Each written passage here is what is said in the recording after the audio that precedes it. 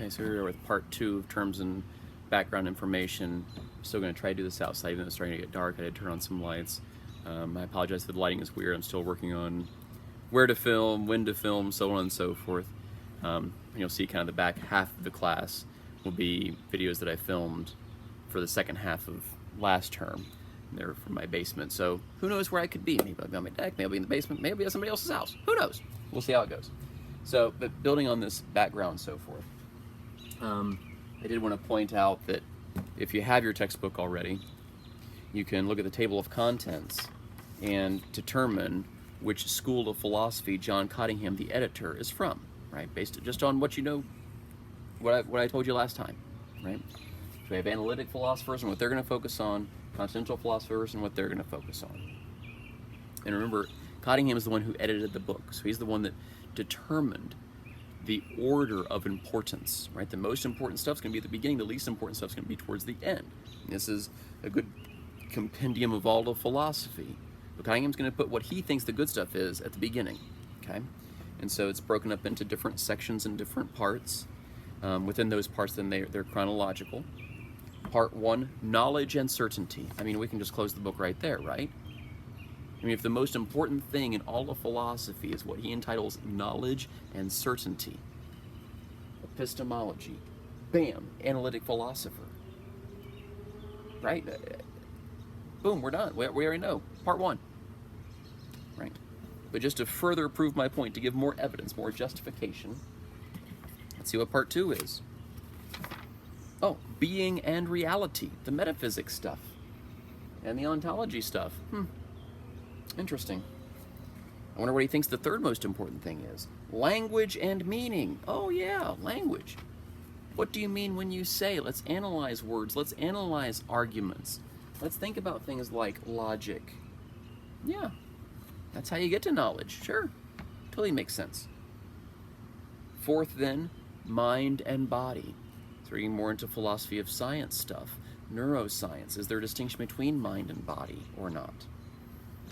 Then, self and freedom. Hey, free will, is that really a thing, or is that just a thing that we made up? Is that, are we just really complicated stimulus response creatures? Again, philosophy and science kind of touching one another here, right? Which again, was very beneficial in the 1960s in the United States. Not that that has to do with Cottingham. In the 1960s, there's much more monetary resources available in the fields of the sciences than there are in the fields of the humanities. Which again, public institutions, taxpayer dollars, they're beholden to the taxpayers. And so the taxpayers perhaps have some say as to what should be taught. Right? We're focusing on jobs, we're focusing on the economy, we're focusing on money. And by extension then, we're also focusing on how can the institution get money. Right? Research, so on and so forth, right? The research institutions. Stuff for a research institution to justify a department that's going to focus on something like art. But the private institutions don't have that same beholdenness to the taxpayers, right? So it doesn't matter the taxpayers are freaked out that they're teaching Marx. They're private, so what?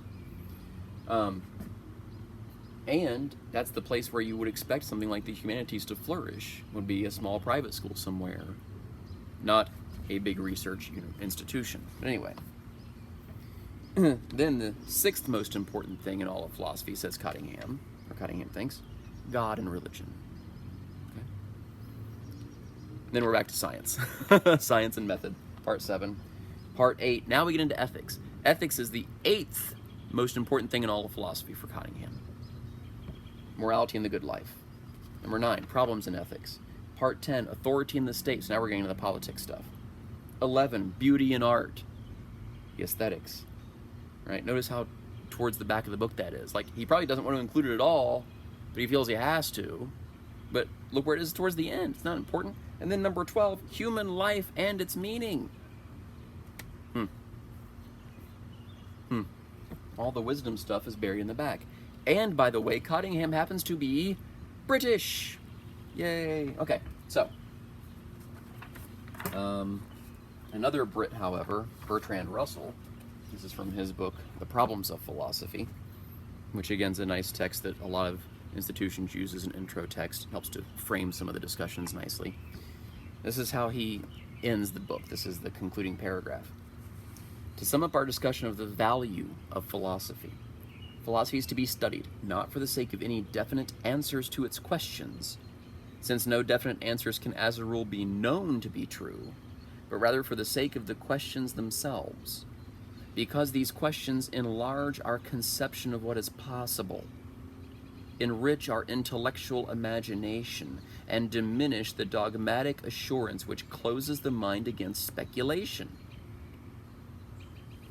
So good science fiction is also good philosophy. It imagines, what if? What if? Maybe that's what philosophy is a great big what if. What if this were the case? What if this were the case? So as we go through the philosophers that we talk about, let's think, what if they are right? Then what does that look like? And then see if what that looks like matches what actually is. Back to Russell. But above all, because through the greatness of the universe which philosophy contemplates, the mind also is rendered great, and becomes capable of that union with the universe which constitutes its highest good. And we'll talk more about Russell towards the end of the course. He has some very interesting things to say about things like art as well. I did want to mention just a little bit more about cynicism stuff I talked about last time. And this happens to be from a religious author. I'll leave out the religious stuff.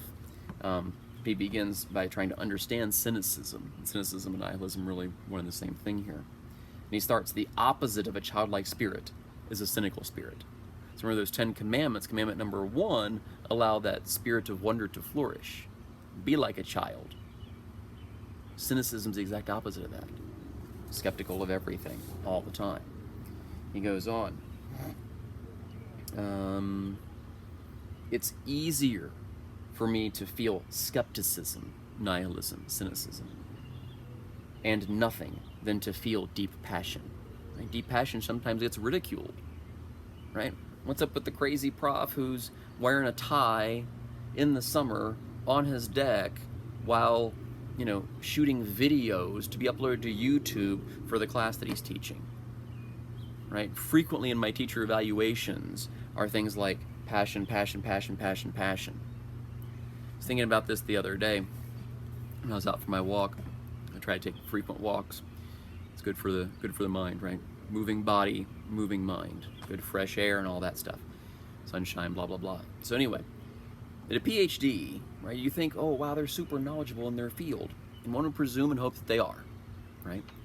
But more than that, given the diligence and the time that it takes to accomplish that task, which, by the way, a PhD, the highest degree achievable in most every discipline, some top out the master's, most go on to the PhD level, is shorthand for doctorate of philosophy.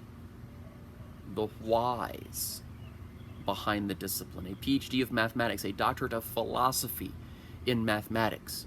So I have my doctorate of philosophy in philosophy. I like redundancy.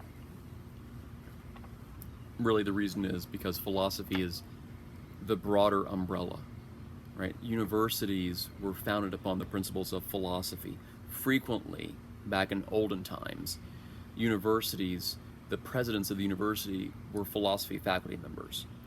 And the capstone course for your institutional career was a philosophy course. But anyway, that's neither here nor there. Back to the cynicism thing. Cynicism creates a numbness toward life. You can't get hurt as easily if you're numb as you can when you're passionate. When you're passionate, you're vulnerable, you could get hurt. If you're numb, oh, I'm above all this, I'm going to take a cynical, know-it-all approach, no vulnerability, no pain. Cynicism begins with the wry assurance that everyone has an angle. Behind every silver lining is a cloud. The cynic is always observing and critiquing, but never engaging, loving, and hoping. They're just doing the negative philosophy thing all the time. They're not building anything. They're just tearing stuff down. To be cynical is to be distant. While offering a false intimacy of being in the know, it actually destroys intimacy, vulnerability. Leads to a creeping bitterness that can deaden and even destroy the spirit. Interesting stuff. Anyway, so this is from Ayn Rand. Yeah, I'll do that later.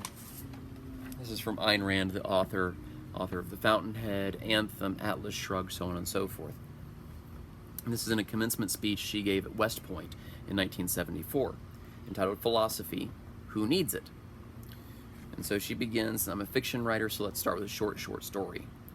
Suppose that you're an astronaut whose spaceship gets out of control and crashes on an unknown planet. When you regain consciousness and find that you are not hurt badly, the first three questions in your mind would be, where am I? How do I discover it? What should I do? Notice how well those map onto some of the subdisciplines of philosophy I've already talked about. Where am I? What is this place like? What's the nature of reality here? It's metaphysics. How can I discover it? How can I know where I am? Epistemology is all about knowledge. And then, what should I do? We're talking about shoulds and shouldn'ts, oughts and ought nots. That's ethics. And she draws that parallel as well. So I'll use her words, not mine, because hers are probably better. Most men spend their days struggling to evade these questions. So we're not actually astronauts.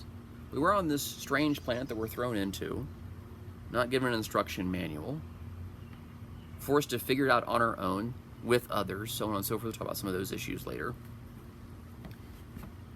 And most folks try to evade these deep questions. Hey, let's see what else is on Netflix that I can binge watch. Where's another Real Housewife thing, or a Bachelorette thing, or whatever. Right? Let me escape rather than engage. Again, the escape is a somewhat cynical approach. Right? The disengaged, the disinterested. Right? No way of getting hurt if you're not actually involved. Right? So most men, this is 1974 Ayn Rand saying, to the graduating class at West Point, okay, the Army College, they struggle to evade these three questions. They try to evade it, but they struggle to evade these three questions. Because these questions come up all the time, everywhere. Everything you read, everything you watch, everything you listen to has some type of message behind it. Are you going to critically think about what that message is? The answers to these questions underlie man's every thought, feeling, and action. Whether he's consciously aware of it or not, where am I? How do I know it? What should I do? We struggle to evade the questions. Philosophy would not tell you, for instance, whether you're in New York City or Zanzibar. But here's what it would tell you. Are you in a universe which is ruled by natural laws and therefore stable, firm, absolute, and unknowable? Or are you in an incomprehensible chaos, a realm of inexplicable miracles, an unpredictable, unknowable flux which your mind is impotent to grasp? Are the things you see around you real, or are they only an illusion? Do they exist independent of any observer, or are they created by the observer? Are they the object or the subject of man's consciousness? Are they what they are, or can they be changed by a mere act of your consciousness, such as a wish? She goes on. You must answer the questions posed by metaphysics and epistemology. Is man a rational being able to deal with reality? Or is he a helplessly blind misfit, a chip buffeted by the universal flux? Are achievement and enjoyment possible to man on earth? Or is he doomed to failure and distaste? Depending on these answers, you can then proceed to consider the questions posed by ethics. What is good or evil for man and why? Should man's primary concern be a quest for joy or an escape from suffering? Should man hold self-fulfillment or self-destruction as the goal of his life? Should man pursue his values, or should he place the interests of others above his own? Should man seek happiness or self-sacrifice? What should I do based upon the truths of metaphysics and epistemology? Some of you might say, as many people do, oh, I never think in such abstract terms. I'm going to deal with the concrete, particular, real-life problems. What do I need philosophy for? My, Ayn Rand's answer is, in order to be able to deal with concrete, particular, real-life problems. In order to be able to live on Earth.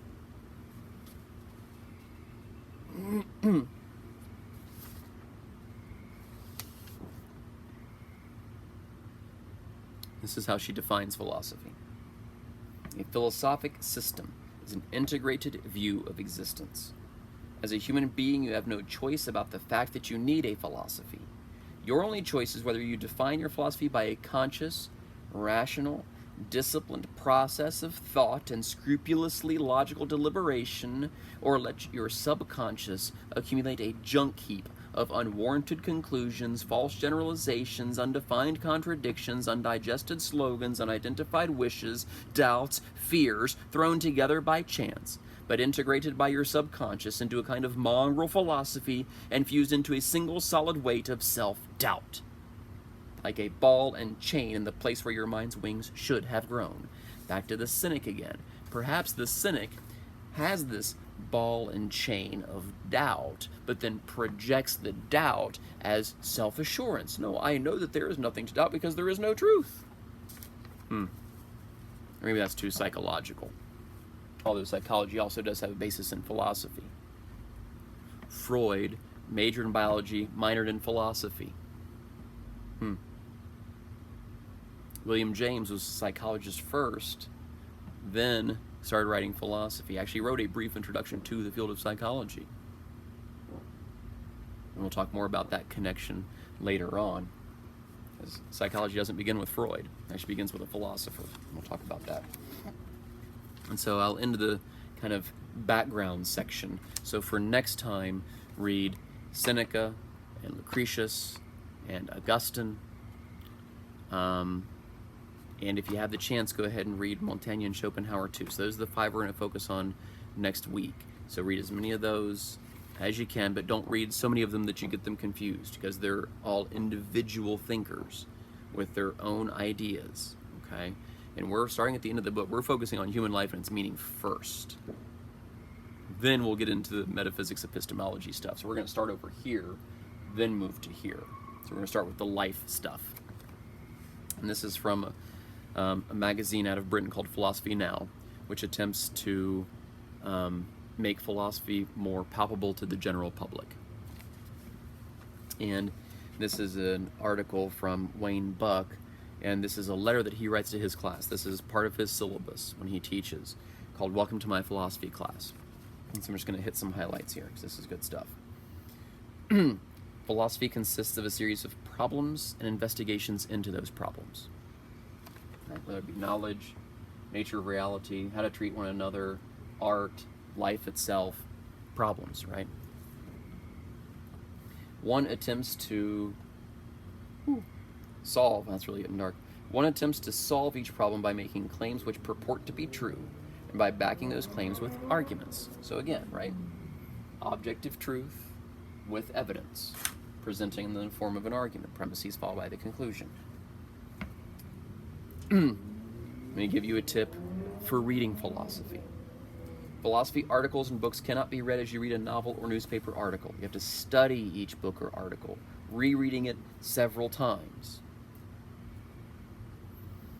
You must dissect its contents using your own unique intelligence, then put it back together in a way that gives you personally a clear and distinct understanding of its arguments.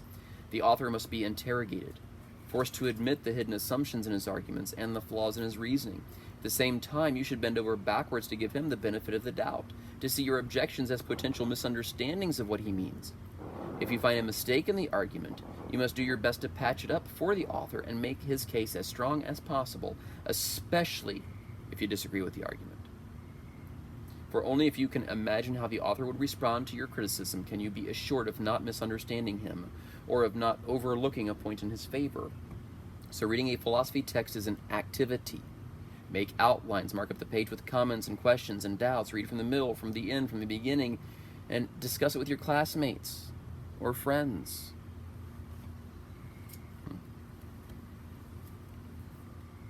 Philosophy does fall under the classification of humanities, so it's about human existence. Talk to other humans about this stuff. Writing philosophy. Provide justifying arguments. It's not enough to merely make claims. It's not even enough to make claims that are true. You must support your assertions with clear, explicit, convincing arguments. You need the evidence. You might be right, it might be true. I might even believe it too. Hopefully, again, at the end of this course, you'll have no idea what Schrappe believes about anything. But we still need the justification. Belief you can't give me. I have it or I don't. Belief either you have or you don't. And I'm talking about belief of any type. I'm not talking about belief in God, belief in gravity, belief in whatever, belief in math, belief in whatever. Truth, it's either true or it's false apart from us. I can't give that to you either. The only thing that we can give one another is the evidence, the justification, the argument, the premises. That's it. That's all I can give you. That's all you can give anybody else. Unless you're discussing it, you're not giving it to anybody. Knowledge which isn't shared, what's the point? And he goes on, this is the last point I want to bring out. You should look at writing philosophy in the same way. I encourage students to consider the class as a philosophical research team. I'm your supervisor, and you're one of the team's research staff. The readings are research reports written by previous teams. I will assign research problems to the team, and you are to write research reports on these problems, evaluating previous analyses and then doing an analysis of your own. This ongoing thing of figuring out human, what's up with that?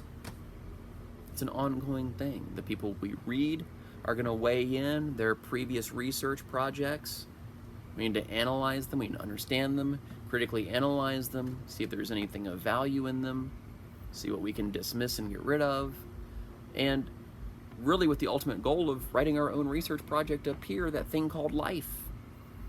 As the late great Prince said, we're all gathered here together to get through this thing called life. It's the very beginning of Let's Go Crazy. Not my favorite Prince song, but one of my favorite Prince lines. Okay? So, that's the end of week 1, all the background stuff. So as I said, for next time, for Tuesday at least, read Seneca, Lucretius, Augustine. And if you can, even get further and go ahead and read the Montaigne and the Schopenhauer without getting them confused up here. Okay? And we'll start there next time. And don't forget to post to the discussion board, right? So I've got a thought experiment out there for you to think about.